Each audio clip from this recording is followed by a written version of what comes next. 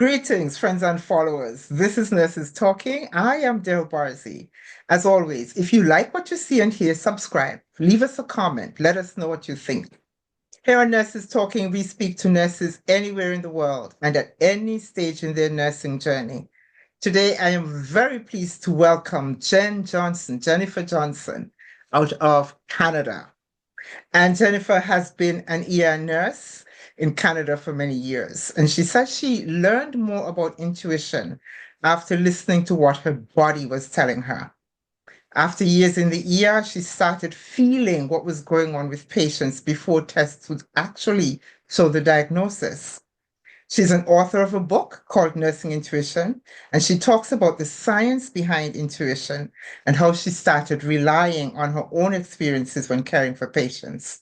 Jen refers to herself as the intuitive nurse. So, welcome, Jen. Oh my gosh. Dale, thank you so much for having me.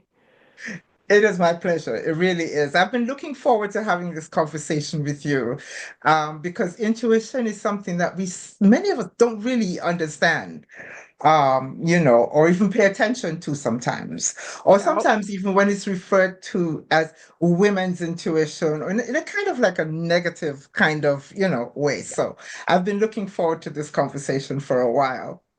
Yeah. But anyway, first of all, why are you a nurse? Oh man. Why am I a nurse? I never wanted to be a nurse. I don't personally subscribe to the whole nursing as a calling kind of ethos. I fell face first into nursing. I ended up going into university for biology, failing the first half of a full year course of organic chemistry, Mm, and going, oh man, this is so not what I want to do. Like, what do I really want to do? And a buddy of mine in first year ended up, she was in nursing school, and so we would go through her textbooks and her Mosby's dictionary, and we were like, okay, this is cool. This is what I want to learn. mm. And so ended up swapping into a 3-year compressed program with Lakehead University and loved it. I mean, not loved going to nursing school, but you know, being with people and helping and figuring out problems and helping people feel better, that was the goal. And it continues to be the goal in the ER, where it's pretty much treat 'em and street 'em is our is kind of our logo or our catchphrase. So, Yeah. it's a little bit different than typical bedside nursing, where you Yeah. can pretty much expect that you're going to have X number of patients a day. If you're on a specialty floor, you know exactly what you're treating. You Hmm. roughly know how your day is going to go. Versus the ER, everything can turn on a dime, or absolutely nothing can happen. And it's a very wide variety of what we're seeing, anywhere from birth, Yeah. death, peds, um, crazy accidents to chronic conditions left Mhm. untreated. Yeah, exactly. That's the thing about something like the ER is like whatever comes. Yeah. It's not like we can close the doors where everybody else has got a cap on how Mhm. many patients they have. Our doors are always open. And so you get very crafty at making use of space Mhm. and kind of, you know, figuring out, well, okay, let me start the blood work because we've got medical directives, so I can start the blood work, but you can still sit in the waiting room. We've had IVs running in the waiting room. Yeah. Um, you know, you make the most of But you every yeah, single inch of space that you've got. yeah, yeah. So what challenged you as a nurse though? Because you didn't initially want to be a nurse. So what challenged No. you? Um, like what challenged me as in like starting nursing or Yeah, just and you know what? In the transition, because even though you liked the theory, and when you yeah. started, you liked the knowledge that you gained, translating that knowledge into practice can sometimes be challenging. Yeah. And it was challenging in that all of a sudden when you take the safety net of somebody else's, you're working under somebody else's license, you take that safety net away and then all of a sudden it's your license. Yours. The perspective changes like in an instant, and you're going, oh my God, I got to protect this thing with every ounce of my being. And the learning curve from school to bedside Yeah. is absolutely straight up. The number of Hmm. times I heard, oh, you'll learn that, they'll teach you that at work. Oh my God, like putting in an IV. Like, what do you mean? Like, I don't get to put in IVs in nursing school. I have to wait to graduate. Well, like, that seems ridiculous. That seems like a very Uh-huh. basic skill that we should be taught to do in nursing school versus, oh, work will figure it out. Like, no, Hmm. work is going to push you to come out of orientation as soon as As humanly soon as, possible to work the floor and to yeah, fill that hole. yeah, exactly, exactly. So did you always work in ER? I've worked so predominantly ER and predominantly like adult ERs. I've done pediatric inpatient. So just, sick kids on the floor. I've done that for about a year. Recovery room, I've done that for about a year. Peds only ER, I've done that for about a year, but predominantly it's been ERs from up north where, it was just me working the ER with my physician and two RPNs or LVNs and an RN on the floor for roughly Okay. 14 beds, to trauma centers, to stroke centers and all this kind of stuff and everything in between. So Every, it's really interesting to see that ERs predominantly work all the same. It's just figuring out where do I put the chart, which doc do I need to notify, what blood work are you guys allowed to get away chicken. with the medical directives, and just how's your flow? Like where do you put people? Mhm. That's pretty Yeah, much, but yeah, the medicine's always the same. It's comforting yeah. that way. So, in reading through your information and your bio, though, I think you said you experienced some bullying. Oh, so much bullying. Oh, so much bullying. The first 5 years of my career were an absolute gong show. So what was she? She was kind of like a supervisor, but she worked the floor, but she didn't have a patient load. All we could really figure out that she was grandfathered in and she did the schedule. And so we've got unions up this way, so the union's very strict about scheduling and not scheduling somebody a double back, so you're working a night and then coming straight back for a day the next day. Further. Hmm. And, it's because it's not nice to do. If you choose to do it on your own, you have at her. I'm no longer young enough to do this anymore. But but you're not supposed to schedule those. And so sure enough, if she didn't like you, which she hated me for some reason, she would schedule me double backs constantly, night shifts, um, constant night shifts, and just the schedule was all over the place. And it very much like it started with the schedule and just to be, and you're new and you're trying to make a good impression. You're like, yeah, I'll bend over backwards. I'll pick up any shift you want. Like, I'll come in Yeah. early. I'll stay late. I will bend over backwards to show you that I'm a good nurse. And oh man, she just hated me. And so she would, anytime you went to her to try and, problem solve, because she was more the charge nurse kind of Mm. feeling than that, because you'd really only have the two RNs. So one RN would work the ER, one RN would work the floor with the LVNs. And so there wasn't really a charge nurse per se, but during the days, Yeah. 7 to 3, this woman was there. And man, she would chew you out for nothing. She would come up behind you when you're trying to put an IV in, and she'd like swat you off. Like, you're doing it wrong, and like swat you off and put you down in front of patients and all this kind of stuff. Mm. And it was a very small community, to the point where people would come into the ER, and before even saying that they actually had a physical complaint, they'd be like, "Oh, you? Who are you related to? Who are you dating? Where are you living? How long have you been here?" And we'd go through this whole history because I was the new person in town, Hmm. of a Hmm. town less than 5,000 people. So the gossip travels fast. So they were more interested in me than actually being seen, which was really odd. But I thought, oh, this is what's so welcoming. It's so nice. What a cute little community. No. Not No, so much. the rumor mill was strong in that place, and any little kerfuffle you had or anything that come up at work, it was in the community before you Yeah, even realized what was happening. So, yeah. that first bully, man, she was awful, and I remember trying to go to the nursing director to be like, hey, like, what can I do? I don't understand. And they're just like, oh, that's just her. Don't worry about it. That's just her. And I'm like, that's not really a great answer. Okay, fine. And, when I finally got to quit, which was like the best day of my life, Mm, um, I demanded an exit interview. I was like, I am not leaving this place without somebody listening to me. You can do nothing with this information, but somebody's going to listen to me but vent. listen, mm-hmm. And, again, the hospital's so small that, my now husband and I, we knew the director of the hospital.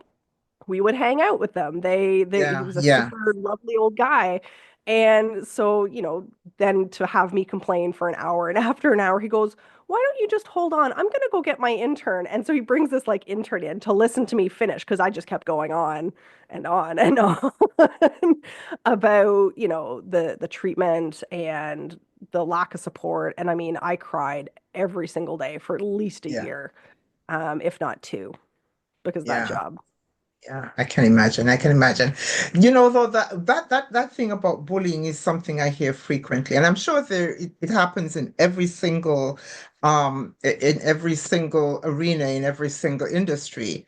But I hear it a lot in nursing, and I keep wondering what contributes to this. What makes us like that, you think? I think it's a lot. I mean, you get a lot of females together. Unfortunately, there's a lot of interpersonality and interpersonal things that come up, right? So, everything falls downhill. So if somebody's having a bad day at home, they're going to bring it to work. They're potentially not going to be themselves. And if they're in a long-term, kind of unhappy place, they're going to take it out on whoever's easiest. And Hmm. so, usually it's the new grads and being told in nursing school that, oh, nurses eat their young, and you're going, okay, well, fine, but are you warning me or are you trying to prepare me for this Right. happening or are you excusing this behavior? Because just because you say it, now I go, oh, okay, I'm aware, but you're not telling me how to deal with it. You're not saying, if you encounter this, here's the steps to take, here's what you can do. Here's how you can document for yourself what happens. Here's who you would kind of take it up the chain to. Like, there's no Yeah. written diagram as to like, okay, you're having bullying. Okay, well, here's what you do if it's a coworker. Here's what you do if it's a supervisor. Mhm. And there's no hard and fast rules about how to deal with it. It sucks. And we're all just flailing around Flailing around in it. Yes, yes, until we yes. typically just leave the job. Yes, there is a nurse now who is actively talking about changing the narrative from nurses eating their young to nurses feed their young. Teresa Teresa Sanderson Sanderson. is her name. Yes. Mhm. I love And Teresa so I much. and I really think that this is awesome. This is for me, this is huge. I think she's doing a fantastic job with that. I'm actually one of her nurse-led experts, so I 100% recommend Teresa and her education and her programs and her support systems because she's not just looking to do, nurses per se. It's also CNAs, it's also nurse Hmm. practitioners, it's anybody who could be coming into the profession as well as Yeah. those of us who are already in it. Yeah, that's awesome. I think it's awesome. So, what would you say though? You're an author, Yes. right? And your book is called Nursing Intuition, and you talked about relying on your intuition. All right There we go. then. It's always there. You talk about relying on your intuition, and having a sense of what's happening with patients before diagnosis even made. Yeah. How did you get to be so close in touch with your intuition, you I think? thought it was I thought it was a game.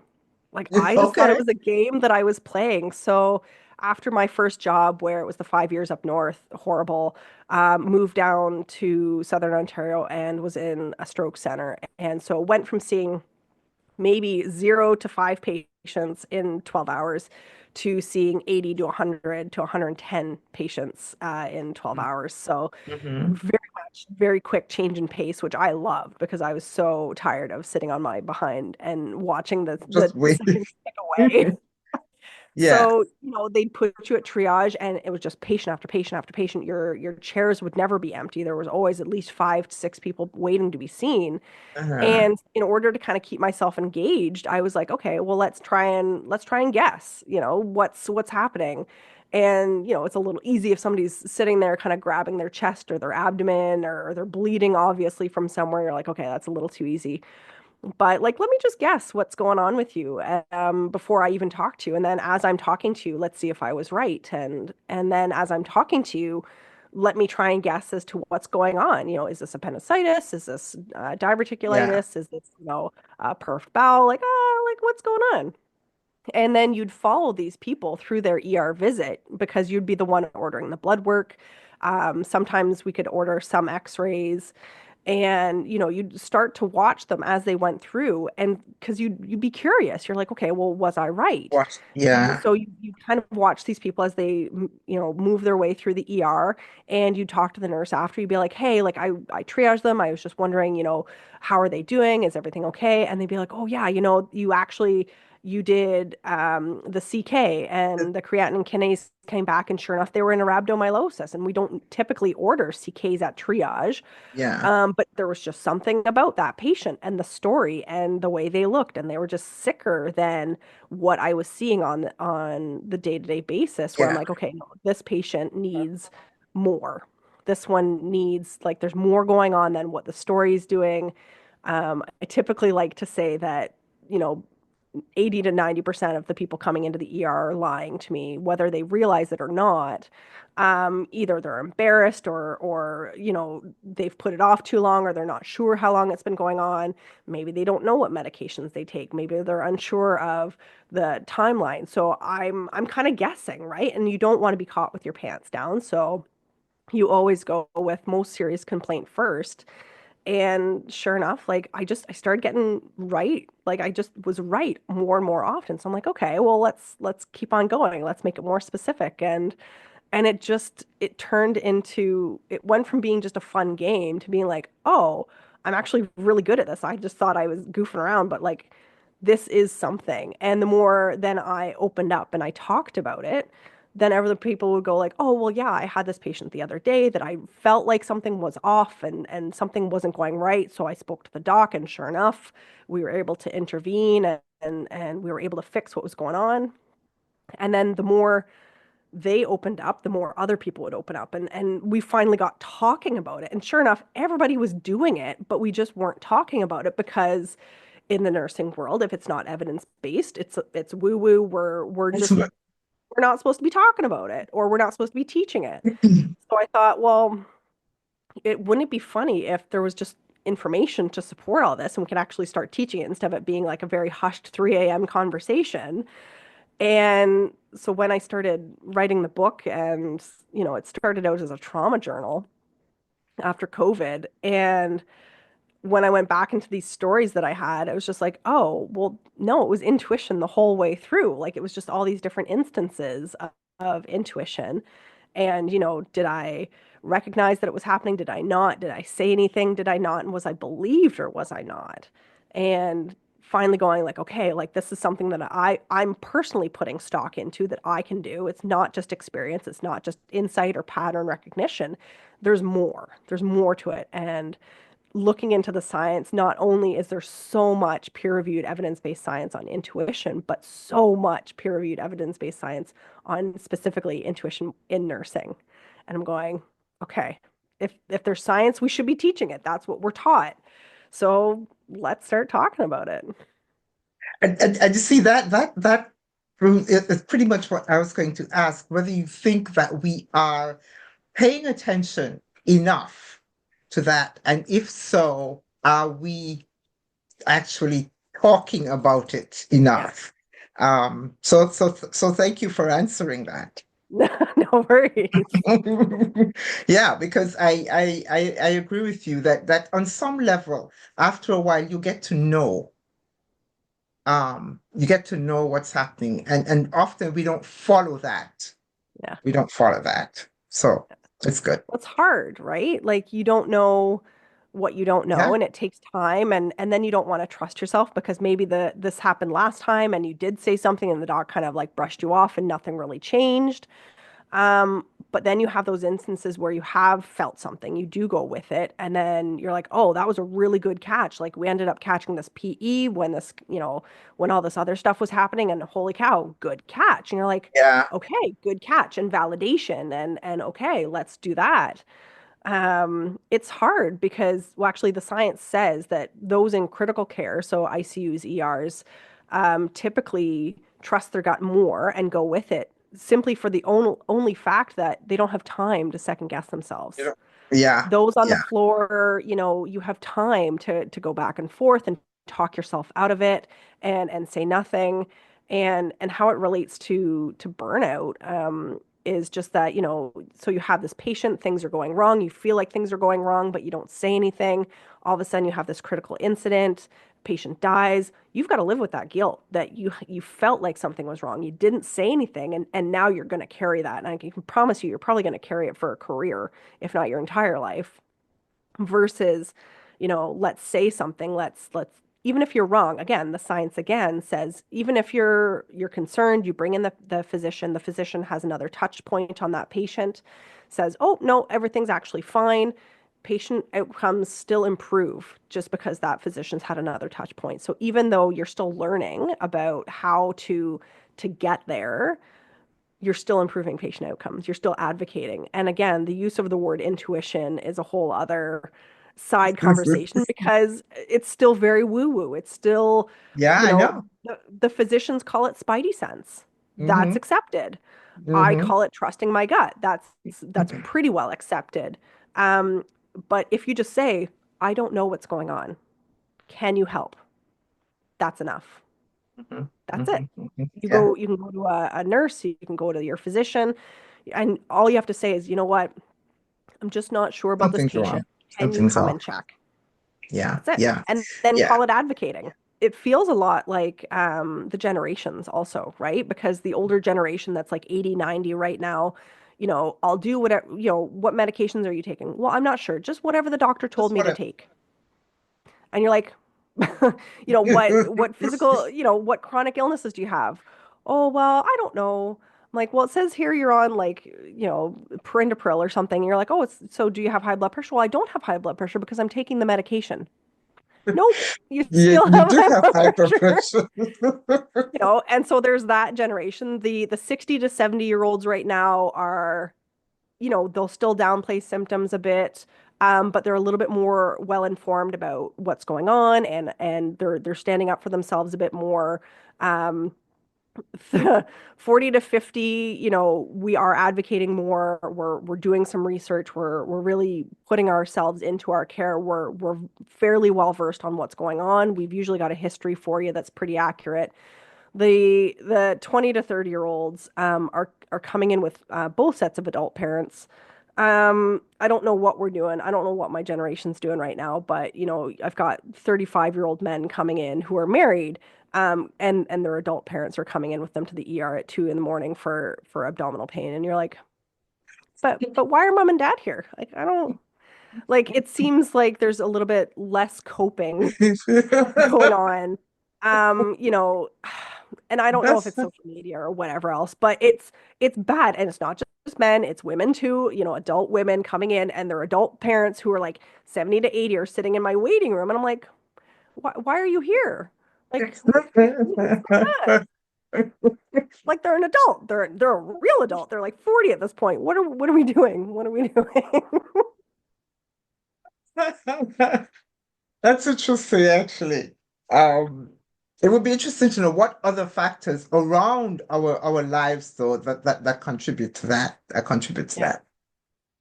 So you described yourself. One of the things you describe yourself as is that a nurse mentor. Yeah. What advice do you give to nurses and prospective nurses? Go with your gut. Trust your gut because Oh, really God, Jesus. go with your gut. The thing is everyone's like, "Oh, it's a learned skill." Well, I can promise you any female over the age of 12 knows this feeling. Hmm. Knows it. We call it by other names. It's the creep factor. You know, you go into a bar and you're hanging out with your friends and there's just this guy in the corner with his friends and he's looking at you and you're like, Mm, "Nope, absolutely not." And it's just that fight or flight self-preservation that kicks in, but we trust it. Implicitly, we trust it, right? We're going to make sure that we're not in unsafe situations. The key is taking that sensation and then applying it to our patients. So, I'll be walking down our hall and it's filled with beds because we don't have any other beds anywhere else. And there will be somebody sitting there and their colors, is it their colors poor? Is it the way they're breathing? Is it their level of consciousness? I don't know. But like I physically have stopped in front of patients at walking at full nurse speed, which is a good mm, click, and walk and stop dead and go, what is going on here? Who has got this mm, patient? What is going on? I need more of a story. Are we doing enough? Because they're in the hall. Have they even been seen by a physician yet? Have we done blood work? What is going on? Like there something is up. And so I'll go in and I'll find the primary nurse and be like, hey, do you need any help? Have we done anything for this one in the hall? Because they don't look great. I just, my same thing. My gut's telling me that something's off. I just don't feel great about this situation. Trying to get that point across and again, being very aware of your audience and who's going to be receptive to what language. But it's a skill we all already have.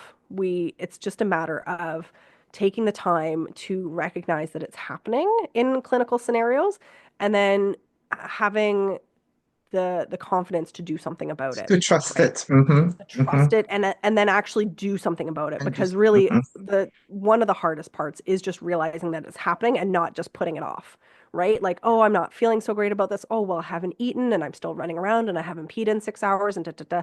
Like I'm doing all these other things. That's what it must be. It must be me instead of realizing that no, this is actually about your patient and that Mm, something's going wrong about your patient. So mhm. it's just one of those things that it takes practice, it takes time. It's just another skill that we're taking and using it to help patients. And it's not to say that I'm not wrong, because 100% I'm wrong. But again, even me being excessive and being over involved, it's still going to improve patient outcomes, right? Because now you've got my full attention. And trust me, you do not want my full attention. My full attention means things are not going well. So speaking of intuition and following through and stuff like that, one of the things that we talk about a lot now is burnout and self-care. Are Yep. we listening to ourselves? No. Um, so what does self-care mean to you, Jen? Oh my gosh. It's the funniest thing. I keep talking about self-care and you want to be all about it. And then all of a sudden you're going like, "Oh, well, when was the last time I actually had a massage the other day?" I'm like, "When was the last time I had a massage?" I'm like, September?" I'm like, that's not great." I'm like, and I know that I benefit from having monthly massages, A, to like let's use all those benefits to their full Hmm. potential. Hmm. And then B, like it's me taking myself out of my normal routine, putting myself at the mercy of my RMT, who's lovely, and just relaxing. And it's not about me being in control. It's about me letting go, which for me personally is probably one of the cores of what I should be doing for self-care is trusting others and letting go a bit. But sleep is so important. And I had no idea until COVID happened. And, I was working straight nights. My husband was also essential. So he was working Monday to Friday, 8 to 4. And we had a 4 and 5.5 year old at the time. And daycare was closed at the beginning. So all of a sudden, I'm staying up all day with the kids, barely having an hour nap before going to work, being up all night, coming back, staying up all day, and doing it on a continental schedule. So, like the 3 and 2. And I was out of my mind. And the very first thing that my therapist said to me was like, "How's your sleep?" I'm like, "What sleep? I'm getting no sleep. I am a complete wreck. I'm out of I I'm out. I'm gone mentally." And she goes, "Okay, we got to do sleep first." And so since then, sleep has been something that I'm very, very protective of. You know, getting a nap in before night shift has been a key pillar in my preparation for night shift. Sleeping as long as I can after nights if I'm going back into nights. And if I'm coming off of nights and I don't have anything in the afternoon, I don't set an alarm.